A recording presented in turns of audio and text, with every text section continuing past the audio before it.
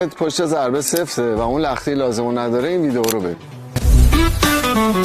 یه دنبل 1 کیلو سایه ضربه رو با تکنیک کامل میزنی. سایه رو 10 تا دونه با دنبل 1 میزنی، بعد با راکتت 10 تا سایه رو با راکت تکرار میکنی. از اونها میتونی استفاده کنی. چرا؟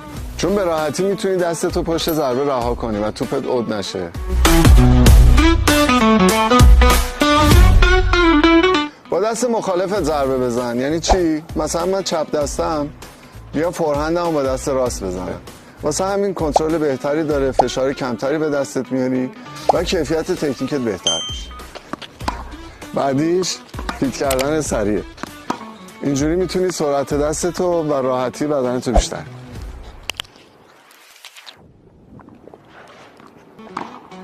تو این فصل هم میتونید آب بخورید. پشت ضربه سفته و اون لختی لازمو نداره این ویدیو رو ببین. یه دنبل 1 کیلو سایه ضربه رو با تکنیک کامل میزنی. سایه رو 10 تا دونه با دنبل 1 میزنی، بعد با راکتت 10 تا سایه رو با راکت تکرار میکنی. از اونها میتونی استفاده کنی. چرا؟ چون به راحتی میتونی دستتو پشت ضربه رها کنی و توپت عود نشه.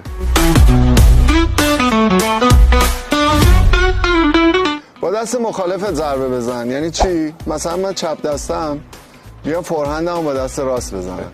واسه همین کنترل بهتری داره، فشار کمتری به دستت میاری و کیفیت تکنیکت بهتر میشه. بعدیش فیت کردن سریع. اینجوری میتونی سرعت دستتو و راحتی بدنتو بیشتر.